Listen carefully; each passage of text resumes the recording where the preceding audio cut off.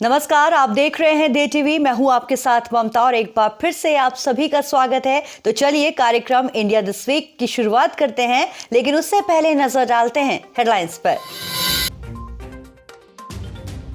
केंद्र सरकार का बड़ा ऐलान, अब हर जिले में डीएम और एडीएम रखेंगे किशोर न्याय अधिनियम मामलों की निगरानी। पड़ोसी और क्षेत्रीय देशों के लिए शांति और दोस्ती का संदेश देते हुए भारत ईरान रूस समुद्री सुरक्षा बेल्ट 2021 में हुआ शामिल। ये अभ्यास हिंद महासागर के उत्तरी भाग में किया जाएगा आयोजित। भीमबेटका में मिला दुनिया के सबसे पुराने जानवर का जीवाश्म। रिपोर्ट में जानिए लगभग 57 करोड़ साल पुराने जीवाश्म के बारे में सब कुछ। पृथ्वी विज्ञान मंत्रालय ने भारत के लिए ड्राफ्ट ब्लू इकोनॉमी पॉलिसी पर मांगे सुझाव। रिपोर्ट में जानिए क्या है नीली अर्थव्यवस्था। कैबिनेट ने भारत और मॉरिशस के बीच व्यापक आर्थिक सहयोग एवं साझेदारी समझौते को दी मंजूरी। अफ्रीकी क्षेत्र के किसी देश के साथ भारत का ये पहला समझौता। अब घर से नागरिक मुद्दों के बारे में शिकायतों को हल करने में मिलेगी मदद। रक्षा मंत्री ने लॉन्च की ई छावनी पोर्टल। रिपोर्ट में जानिए विस्तार से। और प्रधानमंत्री मोदी ने आर्मी को सौंपा अर्जुन टैंक M1A। टैंक का निर्माण और विकास पूरी तरह से DRDO ने किया, जो भारतीय सेना की हर जरूरतों को करेगा पूरा। केंद्रीय मंत्रिमंडल ने 17 फरवरी 2021 को किशोर न्याय देखभाल और बच्चों के संरक्षण अधिनियम 2015 में संशोधन को मंजूरी दे दी है। इस संशोधन का प्रस्ताव है कि डीएम और एडीएम उन एजेंसियों के कामकाज की निगरानी करेंगे जो प्रत्येक जिले में इस अधिनियम को लागू कर रही है। इस संशोधन के बाद जिलों की बाल संरक्षण इकाई जिला मजिस्ट्रेट के अधीन कार्य करेगी। अब डीएम स्वतंत्र रूप से बाल कल्याण समिति और विशिष्ट किशोर पुलिस इकाई का मूल्यांकन कर सकते हैं। वो चाइल्ड केयर इंस्टीट्यूट की क्षमता और पृष्ठभूमि की जांच कर सकता है, जिसके बाद पंजीकरण के लिए उनकी सिफारिश की जाएगी। ये संशोधन जुवेनाइल जस्टिस एक्ट की धारा 61 के अनुसार गोद लेने के आदेश जारी करने के लिए जिला मजिस्ट्रेट और अतिरिक्त जिला मजिस्ट्रेट को अधिकृत करते हैं। अब ये मामलों के त्वरित निपटान को सुनिश्चित करेगा और जवाबदेही को भी बढ़ाएगा। ये संशोधन जिलाधिकारियों को इसके सुचारू क्रियान्वयन को सुनिश्चित करने के लिए सशक्त बनाता है। एक नजर किशोर न्याय बच्चों की देखभाल और संरक्षण अधिनियम 2015 पर। भारत की संसद द्वारा किशोर न्याय कानून बच्चों की देखभाल और संरक्षण अधिनियम 2000 को प्रतिस्थापित करके ये अधिनियम पारित किया गया था। ये अधिनियम उन किशोरियों पर वयस्कों की तरह मुकदमा चलाने की अनुमति देता है जिनकी उम्र 16 से 18 वर्ष है, जो जघन्य अपराध में शामिल है।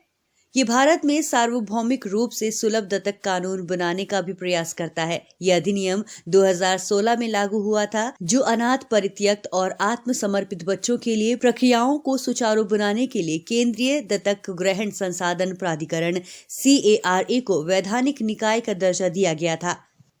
क्या है केंद्रीय दत्तक ग्रहण संसाधन प्राधिकरण यानी सेंट्रल अडॉप्शन रिसोर्स अथॉरिटी? ये महिला और बाल विकास मंत्रालय के तहत एक स्वायत्त और वैधानिक निकाय है। ये 1990 में स्थापित किया गया था। बता दें, CARA भारतीय बच्चों को गोद लेने का नोडल निकाय है। ये देश और अंतरदेश गोद लेने की निगरानी और विनियमन भी करता है।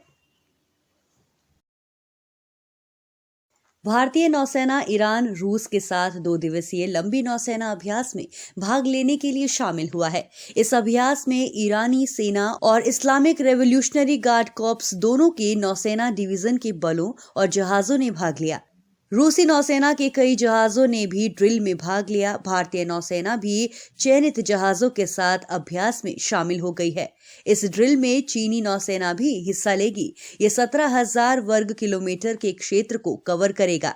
इस नौसैनिक अभ्यास में अपहृत जहाजों की मुक्ति, एंटी पायरेसी ऑपरेशन और खोज एवं बचाव कार्यों सहित कई गतिविधियों को संचालित किया जाएगा। क्या है इस्लामिक रेवोल्यूशनरी गार्ड कॉर्प्स यानी IRGC? ये ईरानी सशस्त्र बलों की एक शाखा है। इस शाखा की स्थापना ईरानी क्रांति के बाद अप्रैल 1979 में हुई थी। IRGC की स्थापना अयातुल्लाह रुहुल्लाह खुमैनी के आदेश में हुई थी। ये ईरानी सीमाओं की रक्षा करता है और आंतरिक व्यवस्था को बनाए रखता है। ईरानी संविधान ने रेवोल्यूशनरी गार्ड को देश की इस्लामी गणतंत्रीय राजनीतिक व्यवस्था की रक्षा करने का काम सौंपा है। रेवोल्यूशनरी गार्ड्स में 2011 तक 2,50,000 सैन्य कर्मी थे।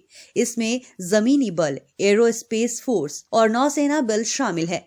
बता दें, ये अभ्यास हिंद महासागर के उत्तरी भाग में किया जाएगा। एक नजर डालते हैं अरब की खाड़ी पर। बता दें, अरब की खाड़ी पश्चिम एशिया में भूमध्य सागर है। ये खाड़ी हिंद महासागर का एक विस्तार है। बता दें, ये ओमान की खाड़ी और होर्मुज के जल डमरू मध्य के माध्यम से विस्तारित है। ये जल निकाय उत्तर पूर्व में ईरान और दक्षिण पश्चिम में अरब प्रायद्वीप के बीच स्थित है। मध्य प्रदेश के भोपाल से लगभग 40 किलोमीटर दूर स्थित यूनेस्को के संरक्षित क्षेत्र भीमबेटका में शोधकर्ताओं ने दुनिया के सबसे पुराने जानवर का जीवाश्म खोजा है। भीमबेटका के ऑडिटोरियम गुफा की छत पर मिले जानवर का जीवाश्म लगभग 57 करोड़ साल पुराना है। इसका नाम डिकिंसोनिया है और देश में पहली बार इस जानवर का जीवाश्म मिला है। यह जीवाश्म भीमबेटका में शोधकर्ताओं को संयोग से मिला।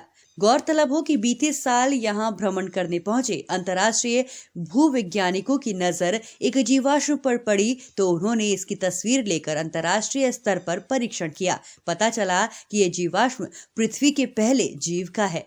मार्च 2020 में होने वाली 36वीं इंटरनेशनल जियोलॉजिकल कांग्रेस के पहले 2 शोधकर्ता भीमबेटका के टूर पर गए थे। इसी दौरान उनकी नजर पत्तीनुमा आकृतियों पर पड़ी। ये जमीन से 11 फुट की ऊंचाई पर चट्टान के ऊपर मौजूद था और किसी रॉक आर्ट की तरह नजर आ रहा था। शोधकर्ताओं की खोज को गोंडवाना रिसर्च नामक अंतर्राष्ट्रीय पत्रिका के फरवरी के अंक में प्रकाशित किया गया है। शोधकर्ताओं के मुताबिक डिकिंसोनिया के जीवाश्म 4 फीट तक बढ़ सकते हैं। बता दें, भीमबेटका में मिला जीवाश्म 17 इंच लंबा है। बता दें, भीमबेटका में मिला ये जीवाश्म पृथ्वी के सबसे प्राचीन जानवर डिकिंसोनिया का होने की पुष्टि दक्षिण ऑस्ट्रेलिया में इसी जानवर के 5,410 लाख साल पुराने जीवाश्म से मिलान करने पर हुई है। इसीलिए ये कहा जा सकता है कि भीमबेटका में मौजूद डिकिंसोनिया का जीवाश्म विश्व का सबसे पुराना है। भीमबेटका में 64 साल पहले जीवाश्म चट्टानों का पहली बार पता चला था। इसके बाद से यहाँ लगातार शोध कार्य चल रहे हैं। एक नजर भीमबेटका की गुफा पर। भीमबेटका की गुफा को 64 साल पहले VS वाकणकर ने ढूंढा था। तब से हजारों शोधकर्ताओं ने इस पुरातत्व स्थल का दौरा किया है। भीमबेटका की गुफा आदि मानव द्वारा बनाए गए शैल चित्रों और शैलाश्रयों के लिए प्रसिद्ध है। इन चित्रों को पूरा पाषाण काल से मध्य पाषाण काल के समय का माना जाता है। ये विंध्याचल की पहाड़ियों के निचले छोर पर है और इसके दक्षिण में सतपुड़ा की पहाड़ियां शुरू हो जाती हैं। भीमबेटका में 700 से ज्यादा शैलाश्रय हैं, जिनमें 400 शैलाश्रय चित्रों द्वारा सज्जित हैं। पृथ्वी विज्ञान मंत्रालय ने भारत के लिए ड्राफ्ट ब्लू इकोनॉमी पॉलिसी पर सुझाव मांगे हैं।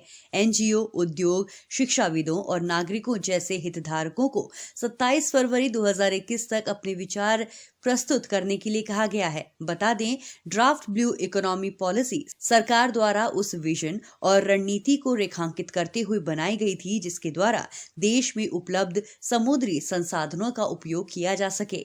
इस नीति को भारत की GDP में मिली अर्थव्यवस्था के योगदान को बढ़ाने के उद्देश्य से तैयार किया गया है।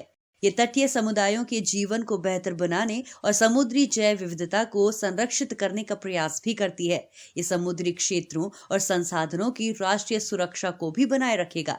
ब्लू इकोनॉमी के ड्राफ्ट में 7 विषयगत क्षेत्रों को मान्यता दी गई है, जैसे नीली अर्थव्यवस्था और महासागर शासन का राष्ट्रीय लेखा फ्रेमवर्क, तटीय समुद्री स्थानिक योजना और पर्यटन, समुद्री मत्स्य पालन, मछली प्रसंस्करण और एक्वाकल्चर विनिर्माण, सेवाएं, व्यापार, प्रौद्योगिकी और कौशल विकास, लॉजिस्टिक्स, बुनियादी ढांचा और शिपिंग, तटीय और गहरे समुद्र में खनन, अपतटीय ऊर्जा और सुरक्षा, रणनीतिक आयाम और अंतर्राष्ट्रीय संलग्नक।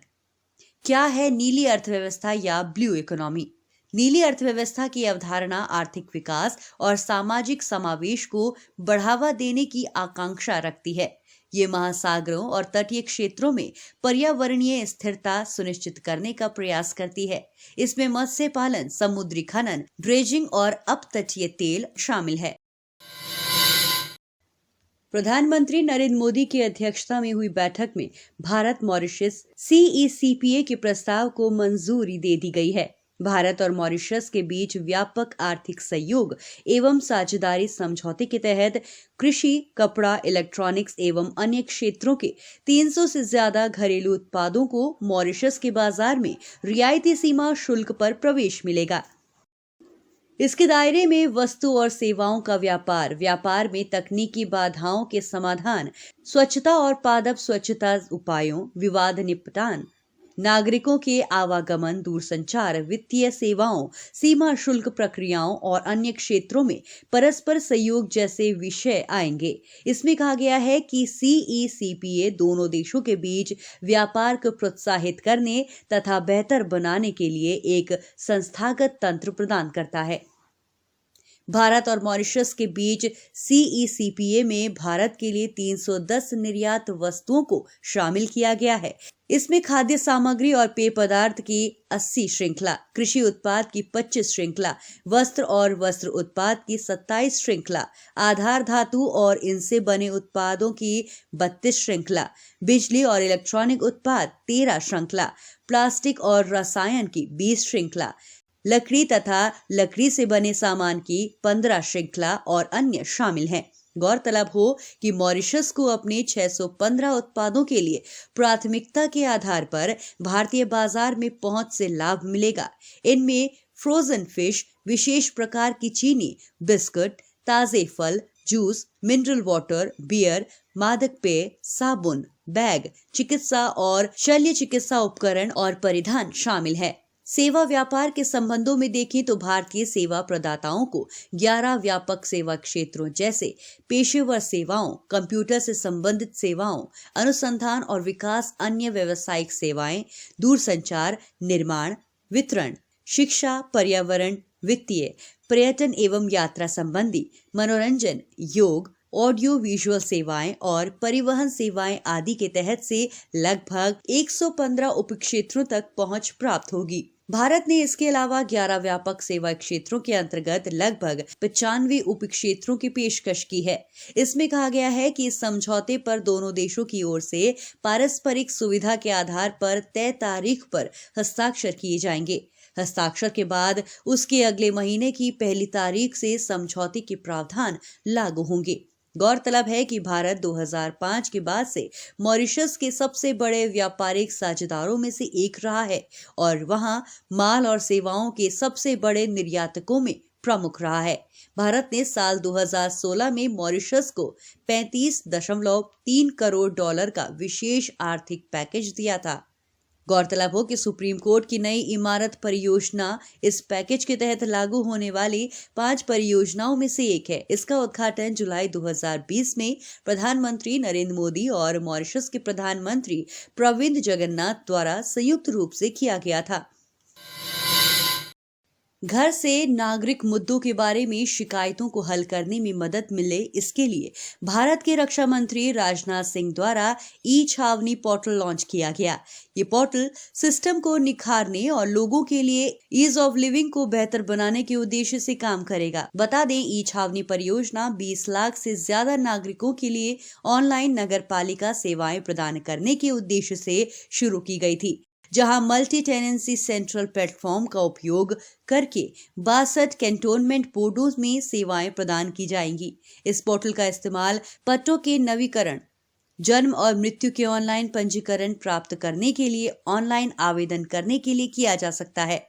वहीं सरल तरीके से पानी और सीवरेज कनेक्शन के लिए ऑनलाइन आवेदन फाइल करने के लिए भी इसका इस्तेमाल किया जा सकता है। एक नजर छावनी बोर्ड पर। बता दें, छावनी बोर्ड एक नागरिक प्रशासन निकाय है जो भारत में रक्षा मंत्रालय के अधीन कार्य करता है।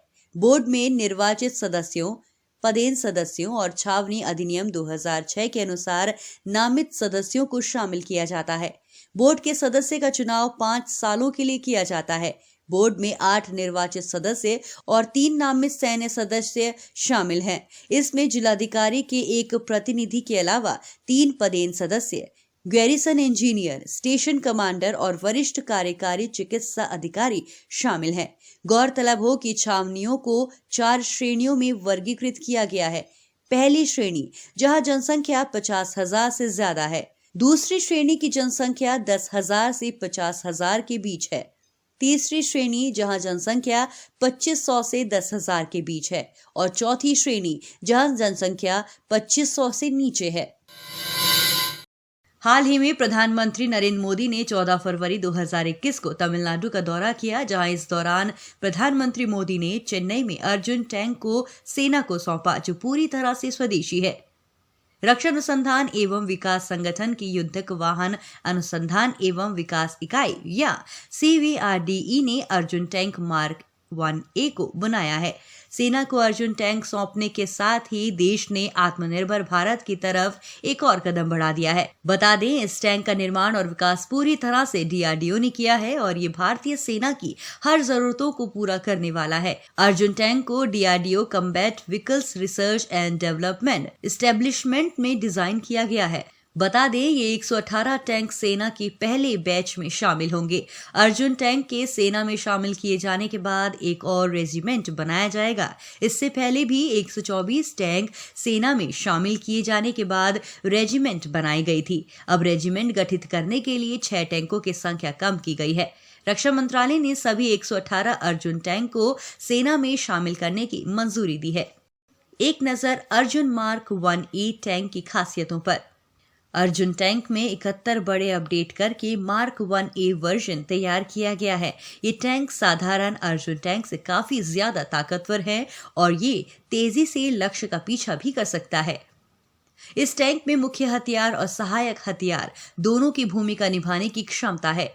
टैंक में रात हो या दिन, हर समय, हर मौसम में अपने लक्ष्य पर अचूक और तेज गति से हमला करने की क्षमता है। इसमें बेहतर क्वालिटी का रनिंग गियर लगा है, जो धमाके के समय भारी झटके को सीमित कर देता है। ये हंटर किलर है, यानी अपने लक्ष्य को ढूंढकर वार कर सकता है। अर्जुन मार्क 1A टैंक में स्पेशल सेंसर लगाए गए हैं, जो रासायनिक हमले से इसकी रक्षा कर सकता है। बता दें, इस टैंक पर ग्रेनेड और मिसाइल के हमलों से कोई असर नहीं पड़ता।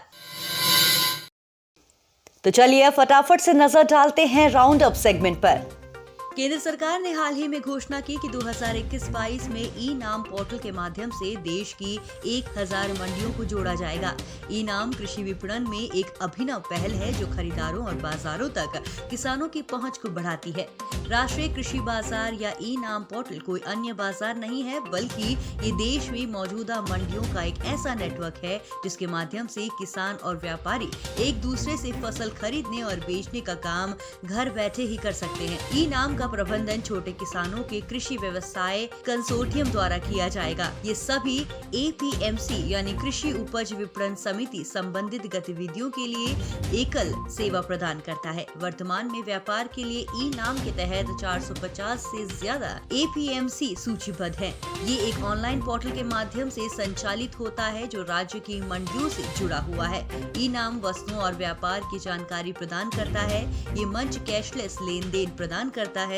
ये मृदा परीक्षण तक पहुंच प्रदान करता है और किसानों को छटाई और पैकिंग के लिए प्रारंभिक सुविधाएं प्रदान करता है।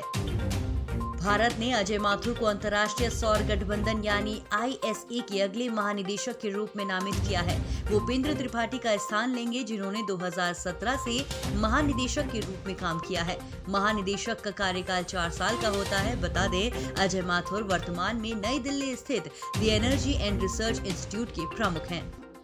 केंद्रीय मंत्रिमंडल ने हाल ही में एक अहम फैसले में 12,195 करोड़ रुपए के दूरसंचार उपकरणों के लिए प्रोडक्शन लिंक्ड इक्विपमेंट यानी PLI योजना को मंजूरी दे दी। केंद्रीय मंत्री रविशंकर प्रसाद के अनुसार सरकार विनिर्माण के लिए भारत को एक वैश्विक बिजली घर के रूप में आगे बढ़ा रही है और व्यापार करने में आसानी के लिए अनुकूल वातावरण बनाया जा रहा है। हाल ही में अंतर्राष्ट्रीय गैर सरकारी संगठन ट्रांसपेरेंसी इंटरनेशनल द्वारा जारी भ्रष्टाचार बौद्ध सूचकांक में भारत 6 पायदान खिसककर 180 देशों में 86वें स्थान पर आ गया है। भारत साल 2019 में 180 देशों में 80वें स्थान पर था। सूचकांक के तहत कुल 180 देशों को उनकी सार्वजनिक व्यवस्था में मौजूद भ्रष्टाचार के कथित स्तर पर विशेषज्ञों और कारोबारियों द्वारा दी गई राय के अनुसार रैंक दी जाती है। ओडिशा सरकार ने राज्य में कोविड वॉरियर मेमोरियल स्थापित करने का निर्णय लिया है। ये मेमोरियल ओडिशा की राजधानी भुवनेश्वर में स्थित बीजू पटनायक पार्क में स्थापित किया जाएगा। इस मेमोरियल के निर्माण का उद्देश्य उन फ्रंटलाइन स्वास्थ्य कार्यकर्ताओं के बलिदान और निस्वार्थ सेवा को पहचान प्रदान करना और उन्हें सम्मानित करना है, जिन्होंने महामारी से लड़ते हुए अपनी जान गंवा दी। आंकड़ों की माने तो ओडिशा में अब तक महामारी से मुकाबला करते हुए लगभग 60 फ्रंटलाइन स्वास्थ्य कार्यकर्ताओं और स्वास्थ्य कर्मचारियों की मृत्यु हो गई है।